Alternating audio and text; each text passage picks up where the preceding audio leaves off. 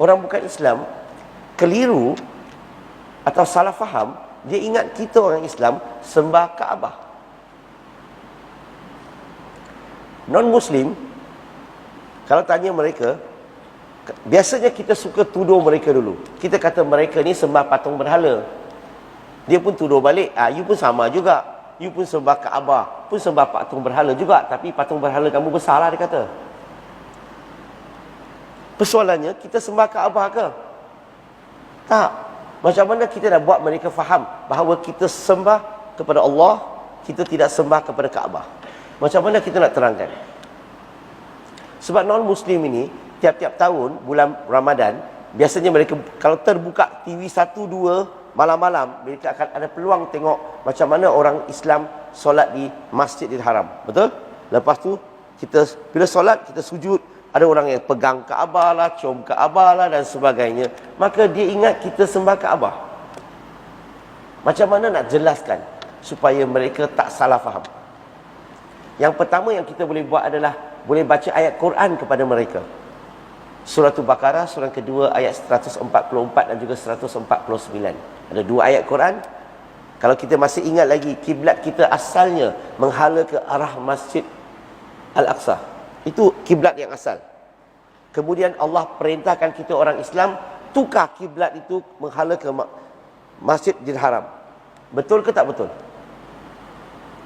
So, kalau kita faham kiblat asalnya Masjid Al-Aqsa, Allah perintahkan kita tukar arah itu kepada Masjidil Haram. The direction of the sacred mosque. Artinya apa? Arah itu, bukan bangunan itu. Kenapa satu arah? Satu arah untuk menunjukkan kesatuan, unity. Unity. Bayangkan kalau satu masjid, setiap orang sembahyang atau solat, kita menghala ke arah yang berbeza-beza. Apa akan berlaku? Sahabat ni solat menghala ke sana sebab isteri duduk situ. Sahabat solat menghala ke situ sebab anak duduk situ. Sahabat solat menghala ke sana sebab mak mertua duduk situ. Orang masuk masjid nampak macam mana? Nampak kelang kabut. Sebab itulah Allah perintahkan kita solat tukar kiblat menghala ke Masjidil Haram. Itulah kiblat, menunjukkan kesatuan, unity. Kita bagi ayat Quran, kebanyakan non-Muslim susah nak terima. Sebab mereka belum beriman kepada Quran. Kita kena bagi logik juga. Kita kena bagi tahu dia, bayangkannya, kalau kita pergi ke Mekah, kita bawa Kaabah tu letak di Kuantan.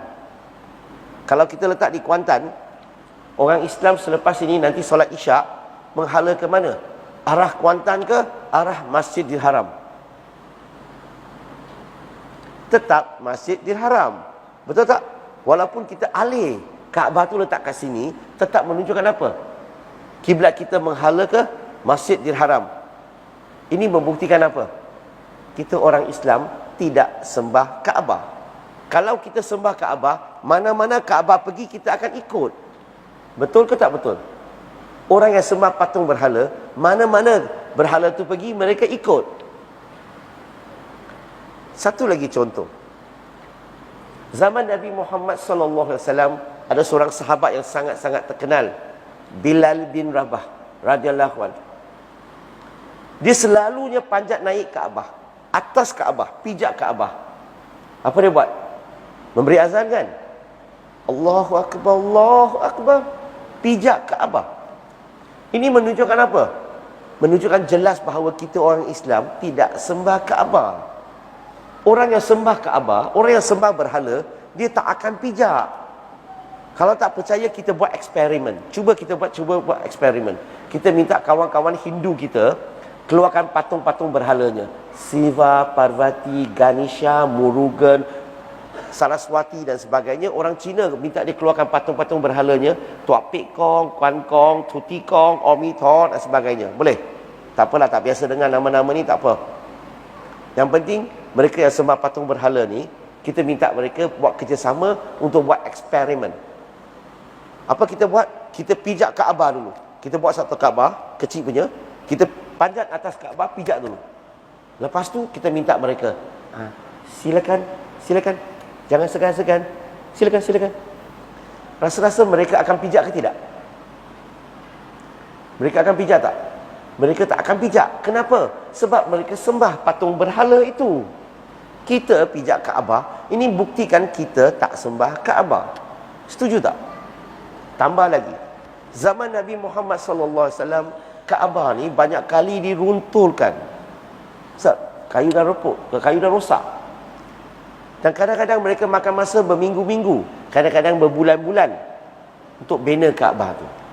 Persoalan saya, dalam jangka masa berminggu-minggu, berbulan-bulan tu, semasa Kaabah belum dibina, belum siap dibina, orang Islam satu dunia solat ke cuti? Jawab betul-betul. Tetap kita solat 5 waktu. Kaabah ada ke, Kaabah tak ada ke, tetap solat 5 waktu. Setuju tak?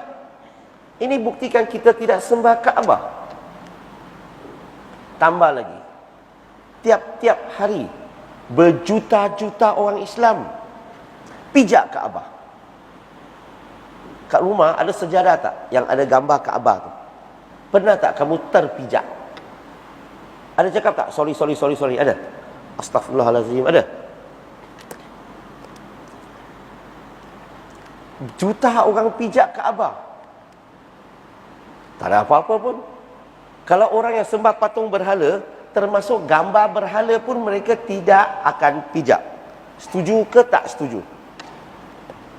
Orang yang sembah patung berhala, termasuk gambar berhala pun mereka tak akan pijak. Ini menunjukkan apa? Kita tidak sembah Kaabah. Setakat inilah saya dah masuk Islam 23 tahun. Tak pernah saya dengar ada orang Islam sembah Kaabah. Hanya solat menghala ke arah Kaabah tu ada, sembah Kaabah tu tak ada. Tapi kalau sesiapa yang ingin sembah, bagi saya tempat tersediakan untuk dia adalah api neraka. Kenapa? Sebab telah syirik kepada Allah Subhanahu Wa Taala. Dalam Islam kita tauhid kepada Allah. Kita tidak sembah apa-apa. La ilaha illallah. Kita tak akan sembah apa-apa melainkan Allah Subhanahu Wa Taala. So, jelas tak kita orang Islam tak sembah Kaabah? Maka kita kena bagi keterangan sedemikian supaya orang bukan Islam faham bahawa kita tidak sembah Kaabah.